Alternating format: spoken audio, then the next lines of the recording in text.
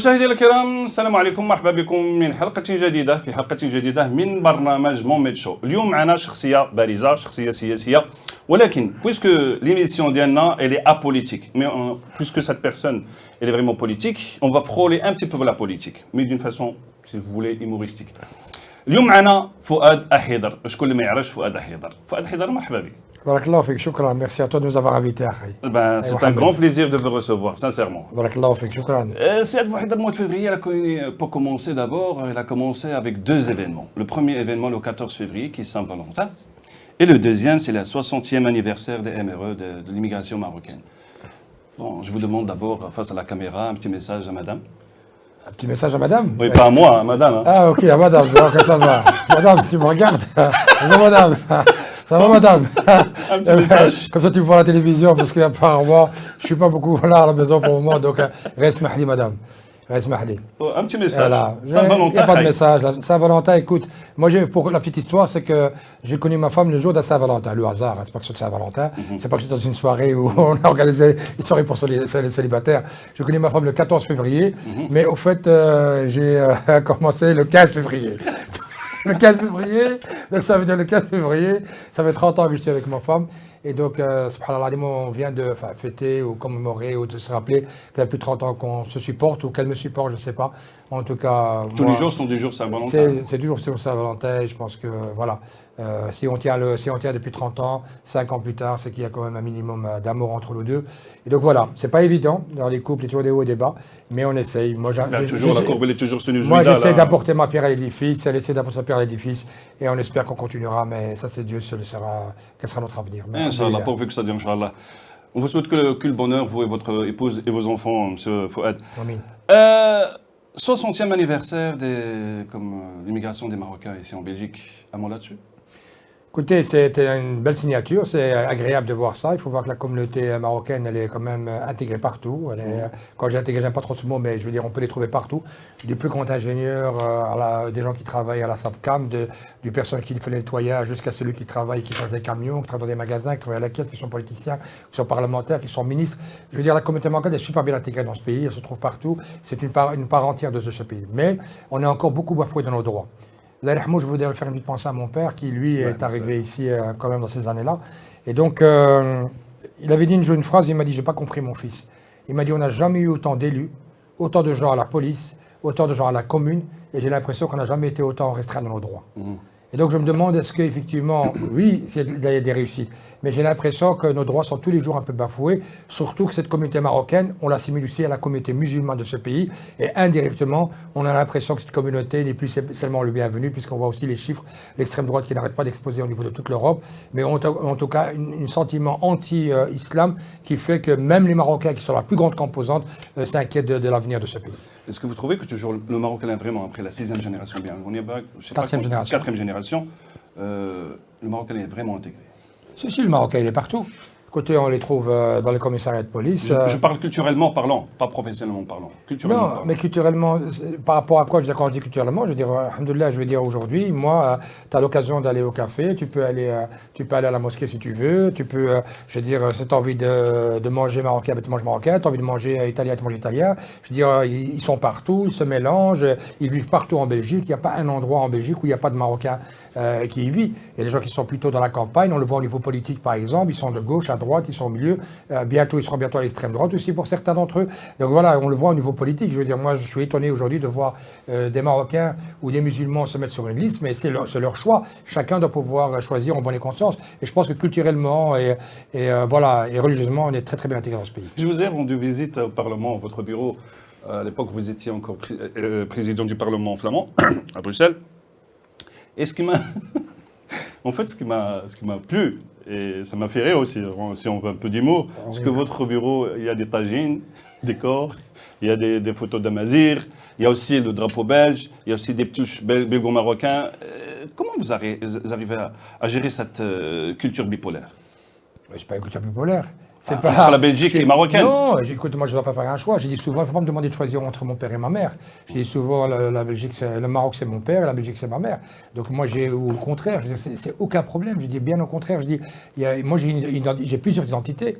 Comme on dit, identité multiple. Je pense qu'il y a des gens qui ont écrit un bouquin là-dessus. Je veux dire, moi je suis, tantôt je suis père. Quand je parle avec mes enfants, je suis d'une autre manière. Quand je parle avec ma femme, c'est d'une autre manière. Quand je suis avec des amis, c'est une autre personne. Mais on a une seule fil conducteur, c'est la justice.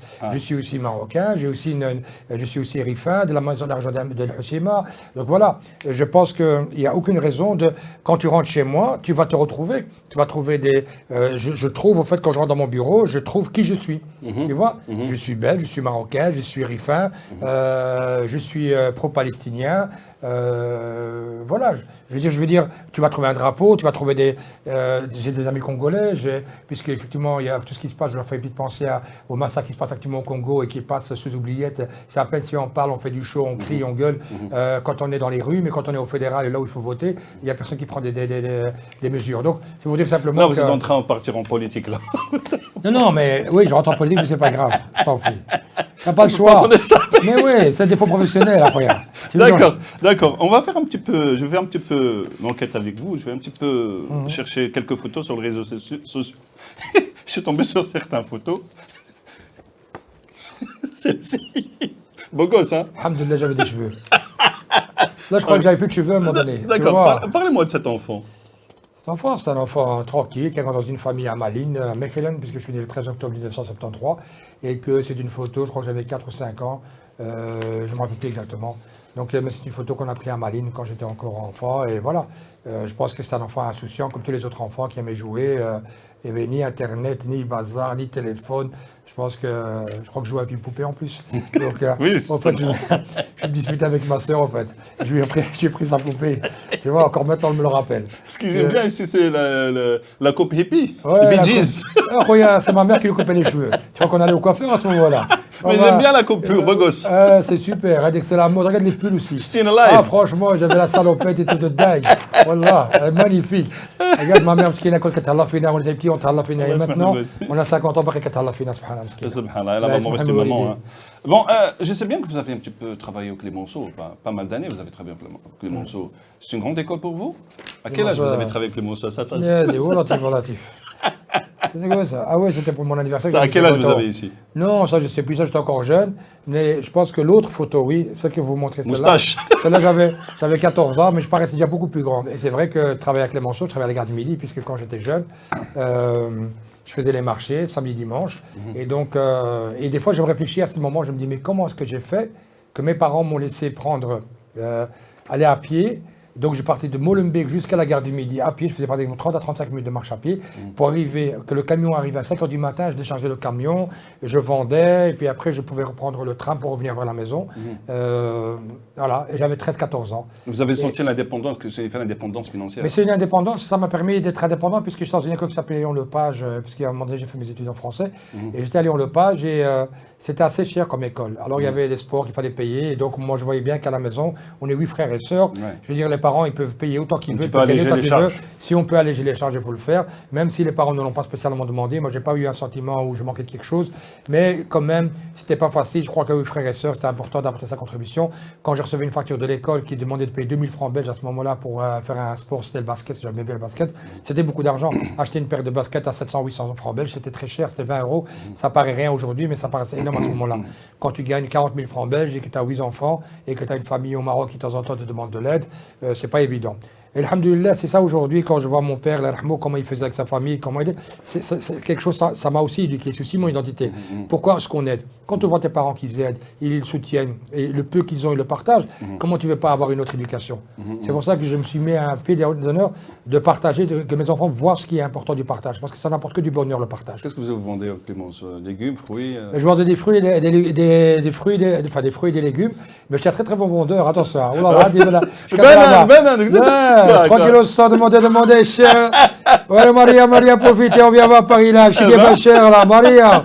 Oh là là, j'ai cassé la baraque. Tu peux demander à ceux qui étaient là au marché, encore maintenant ils se rappellent de moi. Quand on a dit la palette de bananes, j'avais une palette de pommes. Voilà, c'était le malheur de regarder la marchandise avec ce sac d'âme. Tu vois, pendant que je vendais, je disais à celui-là, tiens le sac, quel jour qui chauffe le banane, vas-y. Un bon vendeur. Ah, j'étais franchement, et j'adorais cette période. Eh ben, On avait la période la plus stressante. C'est une bonne école pour vous. Ah, C'était c'est une des meilleures écoles. Tu dois apprendre à être à l'heure. 5 h du matin, tu dois être là, tu te débrouilles pour arriver. À ce moment-là, moi, il n'y avait pas de vélo, donc j'allais à pied. Donc tu faisais quand même 30-35 minutes de marche. Tu arrivais, tu devais être à 5 h pile. Là, le camion, il arrive, on décharge la marchandise. Et puis on déjeunait un petit peu derrière les palettes. Et puis on commençait à placer la marchandise. Et la marchandise, il y avait une manière de la placer. Tu ne plaçais pas comme tu veux. Parce qu'il y avait des gens qui ont besoin de balance, d'autres qui n'ont pas besoin de balance. Tu vois. Et puis à un moment donné, c'est la vente. Au début, c'est calme. Mais à partir de 10 h, ça commence à tourner. J'ai travaillé longtemps avec tonton Chabi, qui justement a des bureaux ici à côté de vous. Pas de pub. Non, je fais pas de pub, mais j'ai dit j'ai travaillé avec Chabi. Je sais bien que vous faites pas de pub. Moi, quand j'ai tonton Chabi, parce que moi, nous, c'est notre oncle, on disait, parce que pour nous, c'était comme un tonton. Ouais. Lui et Daouek, tu vois, c'était vraiment, c'était nos oncles, donc c'était pas une question de truc. Maintenant qu'il a appelé ça tonton Chabi et que ça ne restera pas, ça me regarde pas. Moi, je vous dis simplement qu'aujourd'hui, j'ai travaillé longtemps avec eux, et franchement, on a passé de très très bons moments. Au Lège Zéro, parce qu'il faut dire ce qu'il y a, on nous a payé correctement, on a pu faire notre travail, on a pu payer nos études, et aujourd'hui, chacun d'entre eux, ils ont contribué. Donc, s'il y a une chose à faire, c'est bien de remercier tous ces gens que j'ai vus dans mon chemin et qui m'ont facilité la vie quand même. Donc, c'est une école qui vous a permis aussi de connaître pas mal de classes sociales. Ah ouais, les classes sociales. Alors, on voyait les gens qui venaient acheter pour 2000 francs, allez, on va parler en euros, des gens qui achetaient pour 100 euros et ils ne regardaient pas, ils nous donnaient 10 euros de pourboire pour la marchandise. Et puis, tu as des autres qui devaient compter, ils disaient, voilà, vous pouvez me donner, s'il vous plaît, 2 euros de pommes, vous pouvez me donner 1 euro de poire, est-ce que vous pouvez me donner 2 bananes? Tu vois, et tu vois, quand tu les vois qui sont avec 3 enfants autour d'eux, tu voyais effectivement qu'il y a des gens qui essayent de quand même faire plaisir à leurs enfants pour leur apporter un peu de fruits et de légumes. Aujourd'hui, ça presque devenu impayable. C'est une catastrophe au niveau du pouvoir d'achat par rapport à Bruxelles, mais ça, c'est une autre histoire. Tu m'as dit pas de politique. Mais ce qu'il y a aujourd'hui, c'est que la pauvreté, elle était déjà présente à ce moment-là. Ce qui est bien, c'est que tu vois toutes les communautés, tu parles plusieurs langues, alors tu te débrouilles, tu parles une fois en turc, une fois, et tu avais l'ingala, tu avais une fois en français, une fois en néerlandais, une fois en polonais. Moi, franchement, c'était super. Moi, j'ai passé un très très bon moment. Et on n'avait pas ce sentiment de souffrance, parce qu'on gagnait notre vie, on travaillait, on était content déjà de travailler et d'avoir de l'argent de poche. Tu vois. Et donc, vous sentez cette fierté d'être autodidacte? Oui, on était autonome surtout. Et ce qui était bien, c'est que la seule chose qu'il y a, c'est que le lundi matin, on arrivait à l'école, j'étais très fatigué. Parce que j'étais dans une école quand même un peu élitiste à ce moment-là, c'était Léon Lepage. Et donc, quand j'arrivais à l'école le lundi matin, pendant que les autres disaient qu'ils étaient au tennis, ou bien ils étaient à la piscine, ou bien ils étaient jouer je ne sais pas quel match, moi, j'ai travaillé, donc je fais des 12-13 heures. Tu arrives le lundi matin, tu es crevé, mais tu dois pouvoir répondre aussi tes devoirs. Donc, c'était pas facile. Mais franchement, je ne regrette rien. Est-ce que ce parcours, cette phase de votre vie, c'est ça qui vous a poussé à choisir le social dans vos études? Oui, je pense que quand on connaît un petit peu ce système-là, je pense que quand on voit aussi la pauvreté, quand on est en contact avec des gens, et puis je pense que on l'a pas. Je pense qu'il y a des gens... Ce sont des déclics de vie. Comme ça. Tu sais, moi j'ai des amis à moi, ils sont millionnaires. Ils n'arrivent pas à faire khair. Il n'arrive pas à faire khair. Il a du mal à mettre sa main dans sa poche. C'est comme ça. On dirait qu'il a peur de perdre quelque chose. Alors, alhamdoulilah, c'est 2% et demi. Tu ne demandes pas de tout donner, 2% et demi. Et Dieu te dit, je veux juste voir ce que tu vas faire. Et il y en a plein que je connais qui ne le font pas. J'ai des gens, machallah, ils sont... chacun responsable sur ses actes. Tu vois, non, il y a des gens, machallah, les hommes laissent tomber et ils reprennent en charge des villages complets au Maroc. Franchement, à ce niveau-là, je ne peux pas citer de nom, mais je le remercie parce que c'est une belle personne et un très bon ami à moi. S'il veut rester discret, il faut respecter ça. Je ne veux pas rester discret, mais je pense qu'il y a beaucoup de gens qui font de le khair, mais franchement, c'est quelqu'un de bien et il mérite effectivement qu'on pense à lui. Comme vous savez que mon émission, c'est son maquillage, son trucage. Je me permets d'être un peu dictateur avec toi. Et lâche-toi. Et là, je vais faire l'enquêteur, le commissaire. Je vais baisser mes lunettes. Et je vais voir si vous, monsieur Ahidar, le premier jeu, on va jouer 2 jeux. Le premier jeu, on va voir si on peut savoir si vous êtes schizophrène. Schizophrène. La schizophrénie. De toute façon, tout le monde est schizophrène. Oui, mais... Ceux qui ne savent pas gérer leur schizophrénie, on dit qu'ils sont des schizophrènes. Oui, c'est ça. Non, mais schizophrène, ça dépend. Moi, je ne suis pas schizophrène. Mais je pense on va voir après la question. Ah oui, tu poses la question. Ok, d'accord. Bon, là, schizophrène, je ne suis pas Première question. Êtes-vous religieux? Je suis pratiquant, oui. Religieux, je suis pratiquant, oui. Pratiquant religieux, si on peut appeler ça comme ça, mais je suis très pratiquant, oui. D'accord. Êtes-vous politique? Je suis politique, oui. Êtes-vous laïque? Laïque dans quel sens? La liberté du culte pour tous, oui, je suis laïque à ce niveau-là. D'accord. Êtes-vous de droite? Non. Êtes-vous de gauche? Non, je suis juste. Êtes-vous du centre? Oui, je suis pour le juste milieu. Juste milieu? Ça veut dire ni de droite ni de gauche. Je suis pour que les gens soient heureux. Êtes-vous ambigu?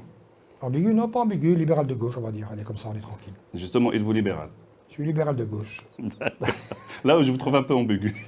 C'est pas grave, moi je me comprends. Plus important déjà, Pas il y a des pour gens vous, quand ils parlent, moi j'ai des spectateurs, c'est que voilà, on est là, tu vois, je veux dire, moi je suis pour l'entrepreneuriat, je suis pour la solidarité, tout ça, il n'y a pas de souci et tout. D'accord. Ils peuvent très bien aller ensemble. Et les musulmans sont par naissance un peu libéraux de pratique, ce sont des gens qui sont des commerçants, des gens qui avancent, qui sont libéraux dans leur fonction. D'accord. Mais il faut être solidaire et le libéralisme qu'on connaît aujourd'hui, excusez-moi, c'est pas le libéralisme que moi je traduis. C'est vraiment une catastrophe le libéralisme à Bruxelles ou en Belgique. D'accord. Êtes-vous autoritaire? Je ne suis pas autoritaire du tout, au contraire, ça me manque un petit peu, mais je peux être autoritaire. Ça veut dire que quand je parle avec certaines personnes, je suis très passif, je peux accepter beaucoup de choses, mais il y a des limites. Par exemple, il y a des gens, par exemple, ils lèvent la voix, et puis je laisse parce que bon, je me dis ça part pas, ça fait partie du jeu et tout. Mais ils connaissaient leurs limites. Alors excusez-moi du terme, j'ai un jour un gars, et il est en train de me gueuler dessus, et j'ai laissé faire. Mais à un moment donné, je lui ai demandé de s'arrêter, il n'a pas compris. Et au fait, je lui ai dit, je comprends pas. Depuis tout à l'heure, tu es en train de me pisser dessus, maintenant tu me demandes si c'est chaud. Il y a que la baisse. Tu veux quoi? Moi, je ne comprends pas de chier. Au fait, il a vu que je parlais pas. Après, il voulait me demander est-ce que c'est chaud. Mais non, je dis, mais c'est normal que j'ai laissé quoi cette bazar? J'ai peut-être un fou, toi. Il y a des limites à ça. Ouais. Je sais que c'est limite ce que je dis ici, mais c'est pour dire simplement que voilà, je ne suis pas autoritaire du tout. Moi, je laisse faire les choses, au contraire, mais je peux m'imposer s'il faut. D'accord. Êtes-vous progressiste? Je suis progressiste, oui, mais ça dépend ce que ça veut dire progressiste. Hein. Justement. Non, je suis quelqu'un d'ouvert. Moi, je suis quelqu'un d'ouvert. Ça veut dire la question suivante, êtes-vous open mind? Oui, mais c'est quoi open mind? Moi, je veux dire une chose. Moi, je suis belge, je suis marocain, je suis rifa, tout ce que tu veux. J'ai des limites dans tout. C'est normal que ça fait partie de notre éducation. Et donc, moi, laisse Dieu décider qui va aller au paradis ou qui va en enfer. Moi, pour moi, tout le monde va aller au paradis. Tu vois, Inch'Allah. Tu vois, donc, je suis dans ça, c'est open mind. Ça veut dire, moi, je m'occupe de personne. Moi, je connais mes règles, je sais ce que je dois faire, je conseille les autres. Si jamais ils ne veulent pas entendre mon conseil, ils ne sont pas obligés. Tu vois, pour le reste, open mind, voilà, fais ta vie, moi, je fais la mienne, mais voilà, je ne peux pas accepter tout et n'importe quoi. J'ai aussi une culture, j'ai aussi une histoire, j'ai l'éducation. Je ne sais pas, on dirait que vous êtes en train de lire sur ma liste des questionnaires, parce que la question suivante, êtes-vous conservateur? Non, je ne suis pas conservateur, mais on a une éducation. Moi, j'ai mon père Mskin, il disait toujours, il me dit, par exemple, un jour, je parlais à la maison en français, j'ai dit, maman, il m'a dit, c'est le Mazirt. Il m'a dit, il m'a dit, une vache à laisser un veau. Il m'a dit, il m'a dit, tu vois, pour te dire qu'on a une certaine culture. On ne fait pas ce qu'on veut. Moi, je me souviens, on rentrait dans la maison, mon père lui disait, maman, t'appelle. Et il me dit, pourquoi tu me parles de maman? Dis-moi quand on t'appelle et puis c'est tout. Même le nom de ta mère, tu ne peux pas le citer. Tu vois, c'est l'éducation, c'est comme ça. Ou là, par exemple, tu vas rentrer, tu vas dire, je sais pas moi, un nom, on va dire, oui, Yasmine, par exemple, on va dire, oui, je dis Yasmine. Mais c'est tu vois? C'est normal, ça fait partie de l'éducation. Tu vois, tu as quand même un peu, il y a des choses qui sont en toi. On ne fait pas tout et n'importe quoi. Moi, chacun est libre de faire ce qu'il veut. Mais moi, j'ai ma manière de voir les choses, j'ai mon éducation. Voilà. Dans votre sphère culturelle. Oui, sphère culturelle, c'est clair. D'accord. Êtes-vous raciste? Non, pas du tout. D'accord. Êtes-vous pour une immigration sélective? Non, pas pour une immigration sélective, parce que je trouve qu'il faut ouvrir les frontières et je pense que l'Europe peut faire beaucoup plus qu'elle ne fait à l'heure actuelle, parce qu'elle a toujours l'impression qu'elle fait je ne sais pas quoi, alors qu'il y a encore de la place pour beaucoup, beaucoup de monde ici au niveau européen. D'accord. Êtes-vous pour le vivre ensemble sans conditions préalables? Mais oui, vivre ensemble sans conditions préalables, il y a des limites dans chaque chose. Je veux dire, mais sinon pour moi, le vivre ensemble, on doit apprendre à vivre ensemble, sinon on va mourir ensemble. Parce que sinon on va crever ensemble. Parce qu'il est clair que le vivre ensemble, c'est quelque chose d'hyper important. Moi, quand on dit vivre ensemble, ça veut dire quoi? Je veux dire, toi tu as tes règles, moi j'ai les miennes, on les vit ensemble, chacun se respecte, point à la ligne. Mais ne déborde pas sur ma vie. Le vivre ensemble, ça ne veut pas dire, toi tu as un mode de vie et tu vas me l'imposer. Tu as le droit de donner ton avis, je donne mon avis, mais n'impose pas à des gens qui ne comprennent pas ce que tu veux venir faire. Ça veut dire ma liberté se termine lorsque la vôtre commence. Elle commence, c'est tout. Donc moi, j'ai pas de souci par rapport à ça. Je veux dire, le vivre ensemble, c'est l'autre, ça le dérange apparemment, mais je ne le comprends pas. Je dis, c'est comme par exemple avec la question du foulard, par exemple, c'est aussi le vivre ensemble. Ils disent non, c'est moi qui va dire. Un type te dit, moi, je vais déterminer qui a le droit de travailler à la ville de Bruxelles ou je ne sais pas où. Mais vous me foutez la paix, que je porte un voile ou que je ne porte pas un voile, le plus important c'est ce qu'il y a dans sa tête, c'est pas ce qu'il y a sur la tête. Tu ne veux pas, toi, en tant qu'homme, déterminer comment une femme va s'habiller. Je veux dire, ça c'est vraiment du misogynisme, c'est vraiment décider à la place d'une femme ce qu'elle doit mettre ou ce qu'elle ne doit pas mettre. Laissez les gens travailler. On doit apprendre à vivre ensemble, on doit avoir un socle commun, c'est notre économie, de la faire avancer, la sécurité, la propreté, le pouvoir d'achat. Vous savez, il y a 2,5 millions de gens qui prennent des antidépresseurs en Belgique. 2,5 millions. Il n'y a pas assez de Quand problèmes. même énorme. Hein. C'est énorme. Il n'y a pas assez de problèmes que vous allez me rajouter. Cette histoire de foulard, c'est vraiment un détail. C'est pour ça que le vivre ensemble, c'est apprendre tout le monde. Mais aussi qu'un juif peut pouvoir se promener dans certains quartiers avec un kippa. Moi, je n'ai pas encore vu d'agression, mais il y a des gens apparemment qui se plaignent d'agression. Donc, il faudrait comprendre que ça, c'est pas possible. Tu vois, donc le vivre ensemble, c'est que chacun fait comme il veut. Foutez la paix aux gens. D'accord. Êtes-vous homme de paix? Ah oui, moi je suis homme de paix à 2500%. Mais l'homme de paix, la paix, elle a un prix. Hein. Mais malheureusement, il faut, comme on dit, c'est triste, mais il faut toujours se préparer. Ça veut dire que la paix, la guerre, elle se prépare en temps de paix. Et donc, malheureusement, quand on doit, comme un gouvernement prépare, achète par exemple des armes, ou achète des munitions, ou bien prépare une stratégie, ou bien se développe dans certains pays, c'est justement pour éviter, au cas où il devrait y avoir la guerre, qu'on ne soit pas surpris. Parce que tout le monde n'est pas gentil. En fait. C'est paradoxal. C'est paradoxal, mais c'est comme ça. Ça veut dire qu'on sait très bien qu'il peut arriver quelque chose. C'est comme dans tout. Moi, si tu es en bonne santé, tant mieux, mais pourquoi tu mets de l'argent en économie? Parce qu'on ne sait jamais, un jour, si tu tombes malade et que tu ne trouves pas de travail, ou que tu perds ton travail, que tu peux pouvoir rebondir sur tes pieds. Et donc, tous, aujourd'hui, moi, je suis un homme de paix, mais pas à n'importe quel prix. C'est pas, je suis Jésus, tu me tapes la joue droite et je vais te tendre la joue gauche. Non, tu tapes la joue droite, malheureusement, je ne vais pas te la joue gauche. Je vais regarder à un moment donné, je vais te dire, écoute, t'arrêtes ou bien un autre Coup de boule. Un coup de boule, non. Ben. D'accord. D'où la deuxième question. Êtes-vous un homme de guerre? Non, je n'ai pas un homme de guerre. Je n'aime pas les conflits, au contraire. Si vous préparez l'artillerie, vous préparez les armes, c'est pour préparer une guerre. Non, quand je parle de marine, ça veut dire qu'aujourd'hui... Oui, c'est une métaphore. Je comprends très bien, mais vous avez tout à fait raison. C'est qu'aujourd'hui, je dis simplement que dans chaque pays, il y a une armée. Tu ne peux pas du jour au lendemain dire, voilà, je ne fais plus rien. Voilà, pour se faire respecter. Pour se faire respecter, et à un moment donné, malheureusement, devoir intervenir. Ils ne le font pas assez, et vous le savez. Pour faire comme ça. Oui, pour juste dire... Oui, pour dire... C'est ça. Donc, on est homme de paix. Regarde ce qui s'est passé en Ukraine, regarde ce qui se passe maintenant. Dommage qu'ils ne font pas la même chose par rapport à ce qui se passe au Congo. Il y a des massacres qui se passent, on voit ce qui se passe en Palestine. Quand il est main trop ça, mais voilà ce qui se passe là-bas. Donc, il y a quelque chose qui cloche. En fait, si vous préparez des armes juste pour les regarder, ça ne sert à rien. Tu vois, nous, je suis un homme de paix. Et je l'insiste. Et je ne serai pas capable de tuer une mouche. Mais mon comportement dépendra du comportement de cet enfant. Si, lorsqu'une mouche te dérange, bon, moi, je suis... c'est normal. Ah là, tu vas la massacrer. Non, elle dit que la mouche, c'est pas grave, mais la mouche, c'est quoi? Elle a la différence. Regarde qu'est-ce que ça fait. Ça fait. Ah là, moi, je la rate pas, خويا. Surtout انا معمر بالدم، فهمتي تعرف كان شويه زايد.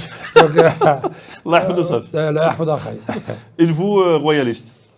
Royaliste, oui, je pense qu'on a deux rois au Maroc et en Belgique. Justement, on va en parler après. Mais êtes-vous royaliste? Oui, je suis royaliste. Oui. Moi, pour l'unité du pays, en tout cas. Ben, écoute, le jeu s'est bien passé. On va laisser les téléspectateurs en juger. Donnez-le pour ce temps si vous êtes schizophrène ou pas. De toute façon, quand on sait, tout le monde est schizophrène. Le deuxième jeu, en fait, il est intitulé Que signifie ce mot pour vous? On commence par l'islam. Que signifie l'islam pour vous? L'islam, c'est une religion de paix, c'est ma vie. Et c'est ce que je disais aussi quand je commençais en politique, et c'est pour ça aussi qu'une raison pourquoi j'ai démissionné, c'est que avant que je rentre en politique, j'étais musulman, je vais quitter la politique, je reste musulman. Moi, je suis pratiquant, et je fous la paix à tout le monde. Et donc, moi, l'islam, c'est une religion de paix. C'est salam. Point la ligne. D'accord. Judaïsme. Judaïsme, c'est une des religions qu'on doit respecter, une religion du livre. C'est une religion noble, j'ai beaucoup d'amis juifs, et voilà, je suis très fier de les connaître. Et dans beaucoup de combats, on travaille ensemble, notamment sur la question de Dbiha, par exemple, sur l'abattage rituel.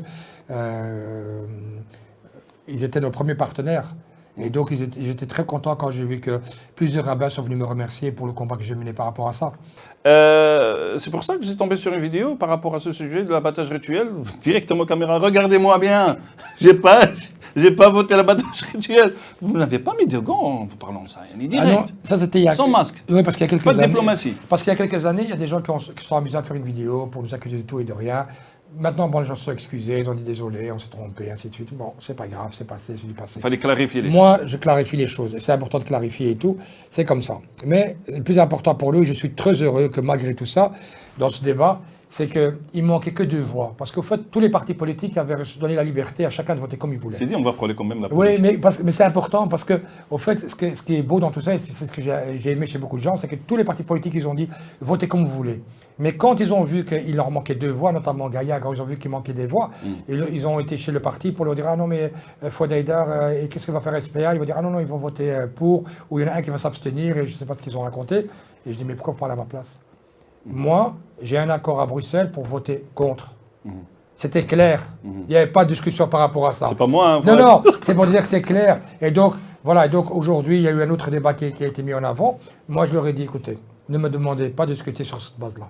Vous parlez de religion, moi, j'ai un imam avec qui je discute, ou faire la ligue des imams avec qui je discute. S'ils nous disent que le halal, ça se passe comme ça, c'est halal, je vote. S'ils me disent que c'est pas halal, je ne vote pas. Vous ne pouvez pas m'obliger, au fait, par rapport à ça. Et si je ne suis pas content, je démissionne, et c'est ce que j'ai fait. D'accord. Pour ne pas rester là-dessus beaucoup, M. Fouad, que signifie pour vous l'égalité de chance? Égalité des chances, c'est de mettre tous les moyens possibles pour essayer de ne pas laisser la chance décider de l'avenir de quelqu'un. Nous, on est musulmans, on est croyants, mais il y a sabab. Et sabab, ça veut dire que toi, qu'est-ce que tu es capable d'apporter à cette personne pour donner les mêmes moyens que quelqu'un qui a plus de chance que lui? Ou qui était au bon moment, au bon endroit, ou qui connaît les bonnes personnes, ou qui a eu le bon diplôme, ou qui a eu peut-être qu'il n'a pas eu des problèmes dans la vie qui a fait qu'il a dû arrêter ses études, parce que chacun il a son histoire quand tu parles avec eux.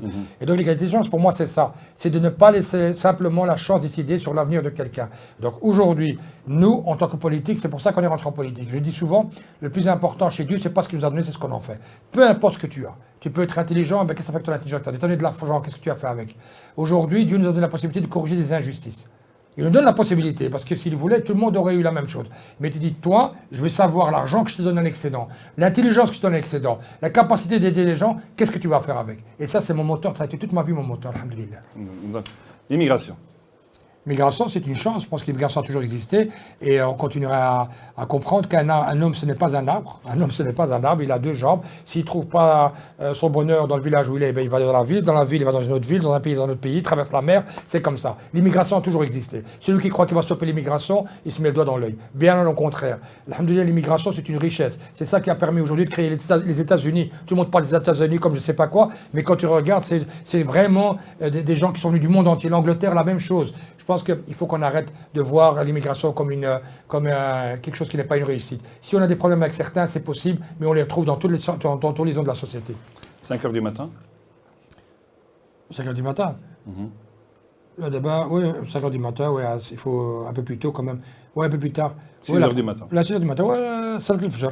Tu vois, Ah, donc, vous levez pour prier chaque jour? Ah oui, non. Mais je me suis fait un engagement, en fait, quand mon père est décédé, le 5 mars 2005.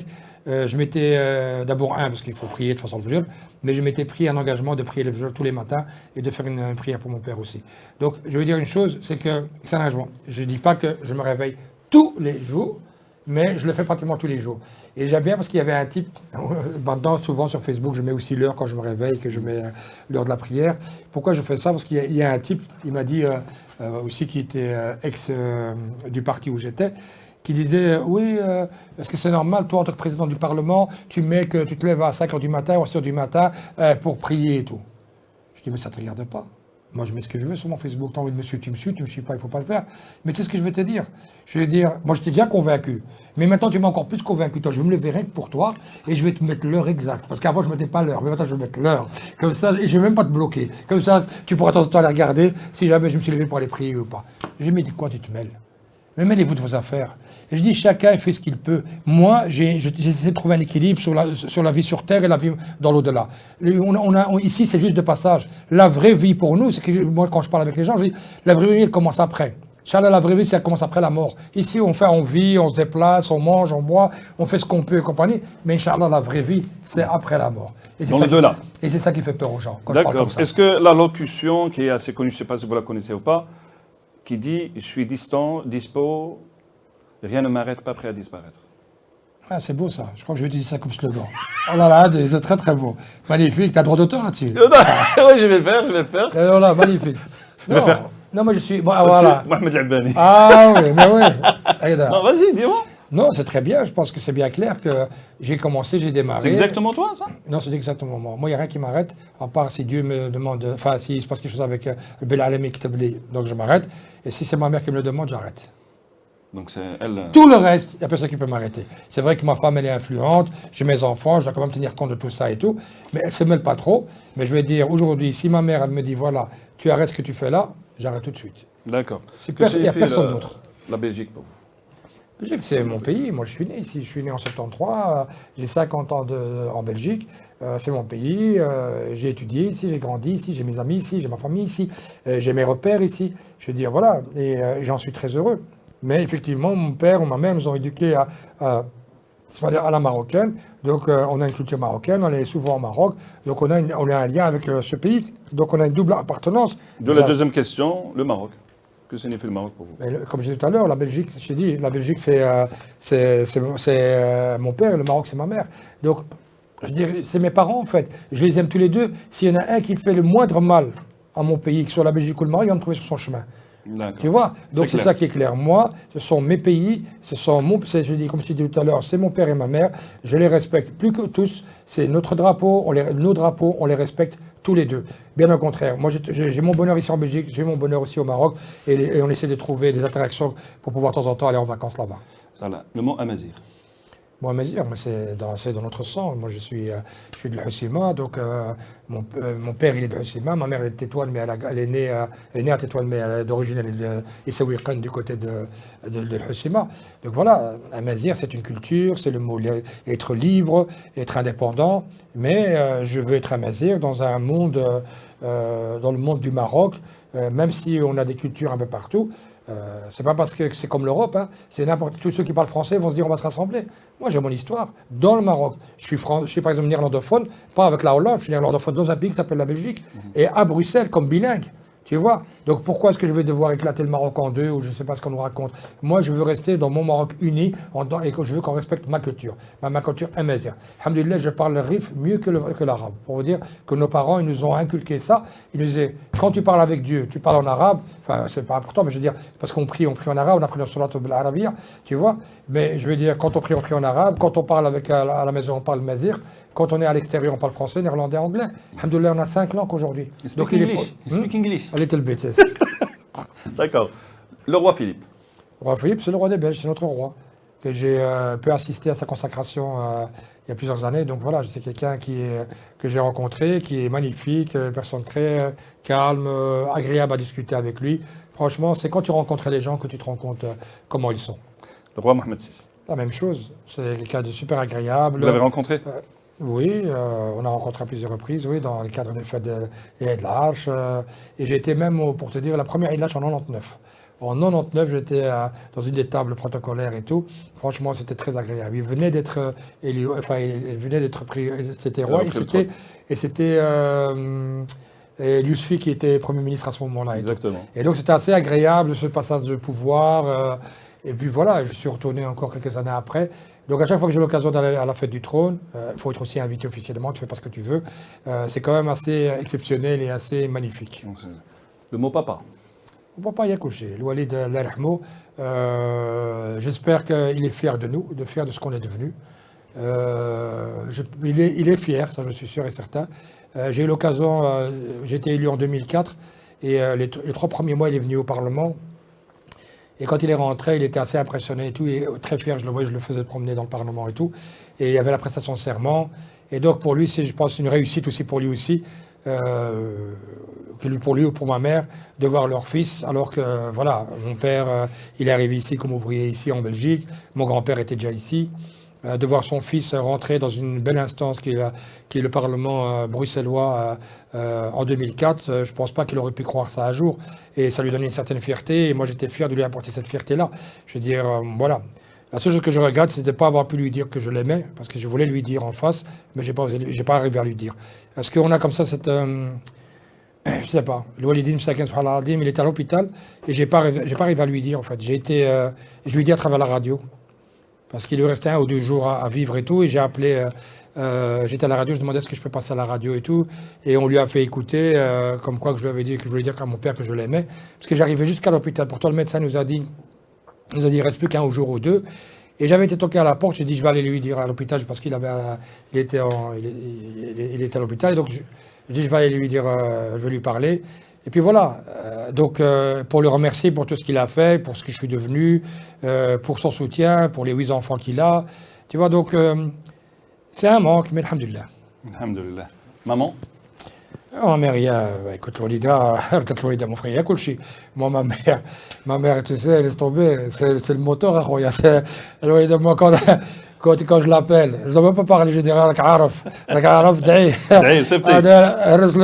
vais casser les... Tu rigoles, Lolida, il y a Kulchi. Tu crois que ta mère, elle a... Souvent, les gens, ils se trompent pour là, si tu savais la... ma mère, même, tu vois, c'est... Je veux dire, elle est là. Un jour, je me rappelle, c'était pendant le ramadan, nous on attendait pour manger, on venait de prier, elle a tardé un peu, j'ai dit maman, t'as tardé? Et il m'a dit, Watmiya bikum. Kadib wahid wahid. Bon, on va quand même frôler un petit peu, la politique, juste un petit peu frôler. Qu'est-ce que t'en dis que le dicton qu'a dit Winston Churchill un jour, j'ai changé de politique, mais je n'ai pas changé ma conviction. J'ai changé de parti politique. Ouais, ça, j'ai quitté le parti politique. Non, mes convictions, c'est pour ça que j'ai quitté. C'est pour une question de conviction. Parce que si tu n'avais pas de conviction, tu resterais là où tu étais. Moi, si je vois qu'un parti commence à aller vers la droite et je vois qu'il a des problèmes avec des questions religieuses de plus en plus et qu'effectivement ils sont ambigus dans certains points et tout, il est clair que pour moi, je n'ai pas besoin de rester là. Moi, ce qui m'intéresse, c'est garder ses convictions. On a à un moment donné, aujourd'hui, un problème. Je constate un problème, un deuxième, un troisième, un quatrième. Je vois qu'au niveau du programme, ça ne me plaît plus. Je vois effectivement qu'il y a des temps de suite par rapport aux places, qui va être où et comment. Alors quand je demande, apportez-moi le programme n'est pas très clair. On me dit, on va te l'apporter. Soit. Les faits que 90% ont soutenu le président. Parce que moi, à Bruxelles, je m'entends très bien avec ceux de Bruxelles. Mais au niveau national, il y avait vraiment un conflit. Et donc, est-ce que je dois dire que les Bruxellois ou ceux qui sont restés à Bruxelles sont moins bons? Non, pas du tout. Il y a des magnifiques personnes là-dedans et tout. Il y a toujours l'amitié, elle est toujours là. L'amitié, elle est toujours là. L'amitié est un joyau dans le cœur et l'écran. Voilà, c'est des gens qui sont... Écoute, il y a des gens très corrects, plus que corrects, tu vois. C'est ce qu'on veut. Ils font ce qu'ils peuvent. Maintenant, ce qu'il y a, c'est que moi, j'avais un problème avec le national. Et donc, il n'était pas possible de continuer à travailler sur la bannière de ce parti-là. Et donc voilà, chacun a pris son chemin. C'est l'amitié qui est prise. Et je souhaite le meilleur pour tous. D'accord. Dernière question. Est-ce que vous me donnez un choix, hein? Souffrir moins, partir loin, ou rester enfermé dans son petit coin? Dans son coin. Je pense... Je répète? Souffrir moins. Souffrir moins. Partir loin, tu as dit? Oui, rester dans son coin. Rester dans son coin. Non. Souffrir un peu moins, c'est bien. Mais partir, je ne partirai pas.